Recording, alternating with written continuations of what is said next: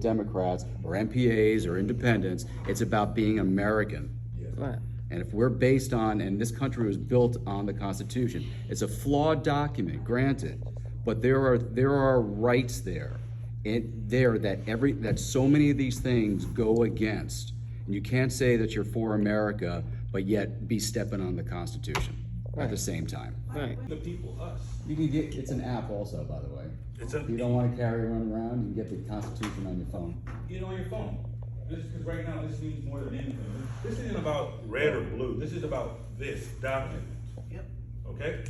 That's why at Faith in Florida, we're nonpartisan. We don't care if you're Republican or Democrat. We love you. We love everybody. And we want everybody to work together and come together.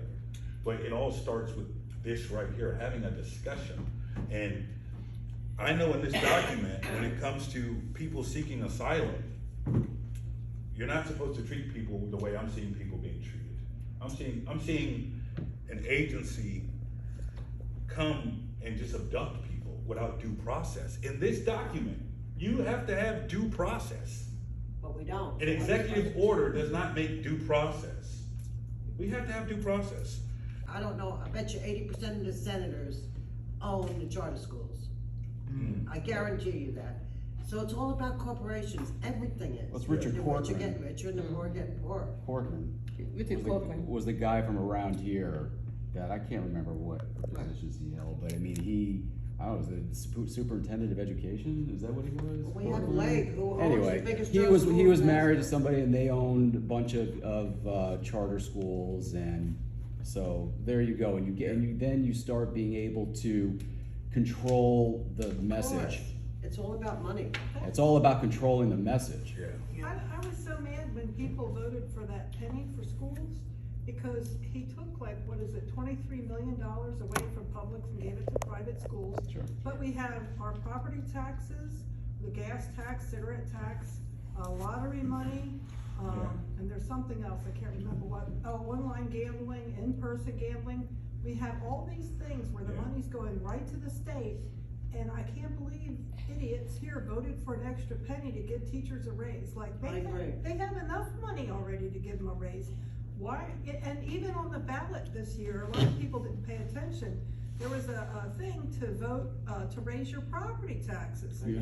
And people, and something like 43% of people voted yes. And I'm like, what's wrong with you? Like, why are you voting to increase taxes? You know, 43%. And some people didn't even know how to vote. I was working the polls and I had to tell them that you don't have to fill everything out. If you only know one thing or two things, just fill that out. This isn't homework, you know, you don't have to fill the whole thing out. And I had people older than me that didn't know that. Nobody's ever told them that. And I was kind of surprised, you know, when I found out, because somebody asked me, do I have to fill out the whole thing? I'm like, no. Is there any reason, could that be done? Because they certainly don't go to the businesses in town, the voters that are coming from out of town and by Sims Park. The one at Sims Park was actually built by the county and the city, so the county people have access to it, as well as the Is city. that both cities then, Port Richey and? Well, I don't know about, So Port Richey has Nick's Park down at the waterfront. Yeah, I know. And, it's a free resource. Yeah, I know. One of the things I actually ran on was, you know, we should charge outside the city, because the residents support that rent. We gotta upkeep it with our tax money. And a lot of us, obviously in the city of Port Richey, we have our boats behind our house, so we don't use it a lot. We need to take our boats in and out, but most of us have our boats on the water, because it's a waterfront community. It's currently kind of in process. One, you gotta have the infrastructure to charge, right? And then you gotta enforce it, which costs. From a legal perspective, you can't necessarily give it to the residents for free and charge non-residents. You have to figure out, now you could charge less for residents because they have taxes that go towards it or whatever. So it's a large math problem. So we're kind of working through that. The goal is to eventually charge something for that resource, because it's expensive to maintain, so. Is that what's going on with New Port Richey, we can't charge that, ever? we've never approached it because it's a dual ownership. Because of what? Dual, it's not dual. Because of the dual ownership, Yeah. okay. Now, they don't really own the property, but they help build the boat ramp. I don't know how how expensive is it to maintain it? I don't like, Okay, both. you want low income housing. Okay, let's see what they have to say. I'll go first. First of all, we don't have a lot of property. What? We don't have a lot of property that's available. We're pretty much built out. There's only two areas really where it's not built out. And one of them is they're building a new hotel next to Seafire, where there was the hotel. Over by Southgate? Yes, Southgate. Yeah, what I heard about This, that- let me finish. Well, let him You know, so that's private property. The guy came and he applied and he took on the old hotel and he's putting a new condominium and hotel there. The other large piece of property that we have in the town is where the old, community hospital used to be. And that guy owns 20 acres. He's gonna put 300 units in there. I don't know the exact prices of them. But, there's gonna be townhouses and apartments and, homes too, all in that area. But affordable living, we don't really have the property to designate, we don't have the property to own or do anything like that. Now, there is, one other place that we're working right now with the, something of aging, Agency of Aging, where they're gonna build, 80 units, and it's probably gonna be on the, Port Richey, Newport Richey's, rec center site. We're deciding which part of it, but it'll probably go there, and it's gonna be about, I think, a 6 or 7 story building. And it'll be, stuff with it, downstairs is recreational, and then living upstairs, so that's gonna be seniors, but not, that's affordable living, I would say there too. But it's low income, affordable living. Yeah, so Port Richey, obviously, even less opportunity for development because we're relatively compact. I think it's about 2.7 square miles currently. But we do have 8.5 acres on the waterfront that used to be the Gildog property and the old trailer park lot on 19 that developers purchased that, and right now they're going through the process of getting pricing and all that, and they're gonna be an affordable component of that, probably on the 19 property, where they're gonna have some affordability homes there. Low income and affordability, both are challenges because obviously we all live in a flood zone over there. And a lot of these projects, they don't wanna do that in a flood prone area. The county had reached out, I guess they have some, low income senior development that they reached out to us about what properties we could possibly use for that, around 3 acres. And we gave them some ideas, so that's something that might come. We've got pockets in the city that are lower income, and obviously they all got flooded, and so they're going through a challenging time now, but, it's a real challenge to get that kind of stuff in the city when you live in a flood zone, because you gotta build it up, it's very expensive development. And if you without subsidization from, the state or whatever, it's tough to do that, but, You guys work with the county? yes, like I said, Representative Yeager, not Representative, but, Commissioner Yeager reached out about this one project I mentioned. Senior center, they're talking about on rec center property, it's going all the way to Villa Rapids. And I know that I worked with the homeless coalition when I worked with the county, and, everything's political, right? I mean, whenever they try to get any kind of affordable housing, low-income housing built, I mean, let's face it, people don't want it in their neighborhood, right? Any kind of shelters, that sort of thing, it's always difficult, and then the politicians tend to, negate that as well. Well, this senior, agency for aging, I think it's called. We're working with them, the county's working with them, and like I said, Villa Rock is working with them. I don't know where the state fits in there, but. Wasn't there something that the county and the homeless coalition, coordinated in Port Richey? I think it was before the hurricanes, because it was supposed to be, a type of shelter and for the homeless, and then it ended up being for the hurricane victims. Don't know anything about it. Is that the Catholic charities or something, Catholic church? No, that was before the Catholic Church. Metropolitan Ministries might know something about that, I don't know. Because I think it was, I can't remember the name of the road. How do we get a building moratorium passed in, Pasco County? Because I heard there already was one. Well, that's county, that's not city. Yeah, but you don't know how you would get how would you get a building moratorium passed in the city? We don't have any space to moratorium, moratoriate, or whatever the word is. Well, I mean to stop building because. Well, I'm saying we don't have the space to even tell them Well, that. they got that thing on Southgate Mall. What about But that's a Chinese- hotel, that was a hotel, they tore the whole hotel down, they put a new hotel there. I know, I heard heard it was gonna be housing for homeless veterans, and I see a big sign, No, luxury that's- condos. no, it's not that. What about tiny homes? They don't have the space. We don't have the property. You know, But I mean, the county, for a while, I don't know where they stand now, but they weren't allowing people to put tiny homes on their properties. Building codes. Is that a city issue? I can answer that question. Okay. So, from my understanding, Pasco County commissioners have passed an ordinance with ADUs and accessory dwelling units, saying that places like churches and stuff like that could build on, cause like the mayors were saying, a lot of places don't have places that they can build anything on, right?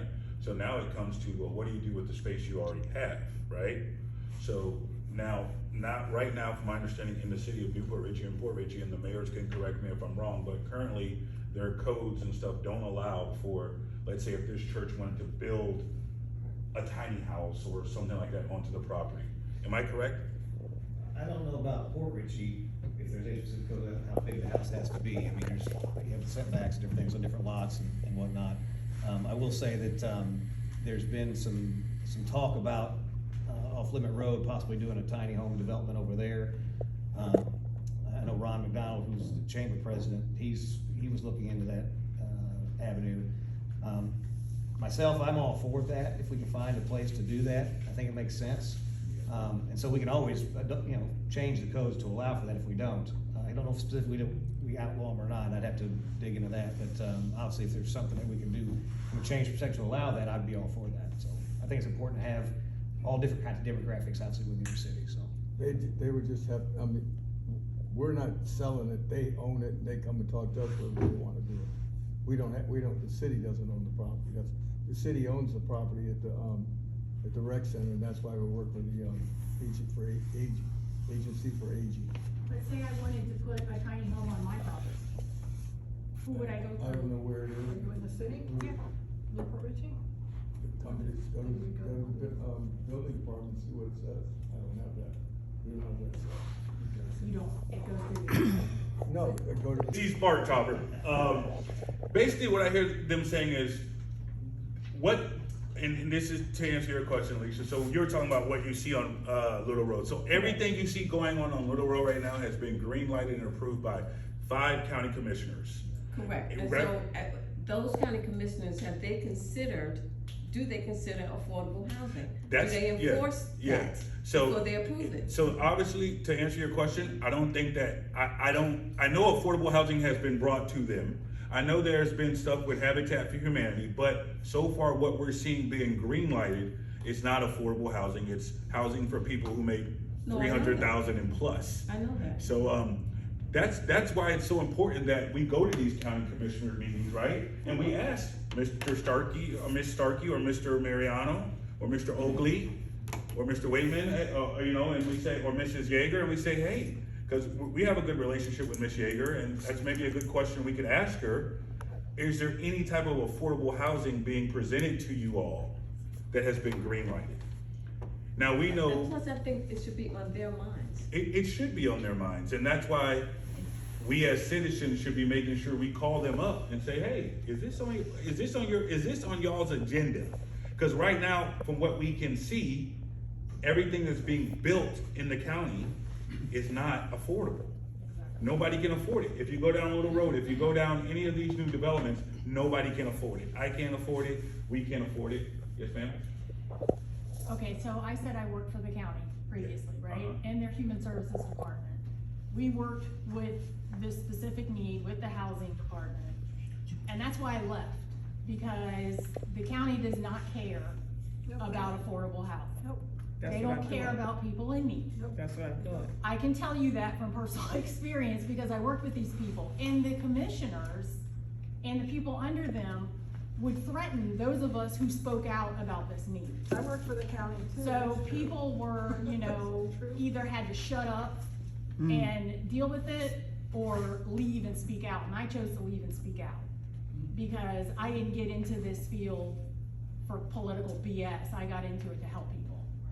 So I think that, and they don't want people like me speaking out because they want to keep their citizens ignorant, you know, and there's some commissioners that will put that face value out there, you know, that they care and they go to these, to the homeless coalition or whatever and pretend like they care, but when it comes to it, they don't do anything about it. Right. It's all about money, right? It's not about helping their citizens. Local is they can build these developments, and if it's deemed some units are affordable, I think 80% or something's affordable, they're eligible for 75% up to 100% reduction in taxes for up to 30 years, I believe it is. And so what you have is if a developer comes in and puts these affordable housing things in, they're really technically not affordable. I want to say it was for a one bedroom, it was in the $1,500 range. Don't quote me wrong, but not really affordable. I mean, affordable compared to some things, but not truly affordable. Not low income for sure. Kind of that medium level. And so when they do that and they get those tax breaks, it strains the existing citizens around. They have to subsidize that development for a very long period of time. And so we as a city of Port Richey last year, we opted out of the middle tier. You can't opt out of the lower tier, but the middle tier you can. And that's based on if there's a metric in Pasco County that there's enough affordable housing already existing, then you're able to opt out year after year of that. Because it can be really detrimental to your residents, because they have to basically subsidize all the police, the fire, all the other things that development's not paying taxes on. So somebody's paying for it. So, and you're right, and it's the people that are In not in. Alachua County, half the county is not taxed because the university. I think the Right. challenge obviously is to make sure that every vote by mail ballot is cast by a real, Person. live, breathing person that is able to vote for that election. And I think something that started right after COVID was that you have, if you're getting vote by mail, you have to, reapply every 2 years. Yeah. And so that helps clear the air, I will say also that myself, I don't vote by mail. I like to be a part of the election day cycle. It's like I'm it's like going to I'm a Disney World traditionalist. almost. Like it's so I go out and I cast my vote in person. I like to go get my sticker. You still get your sticker if you vote by mail too, but the only reason I asked, and I just want to As ask. you told. Like if you look up there, it says 1 o'clock, that's one line, that's George Washington, that whole cherry tree thing. See 3 down there, that's Mother Teresa, straight up and down, no lies. So we said, well, where's Marlowe's? God's using it as a ceiling fan. No, Marlowe. Hey, he's a comedian.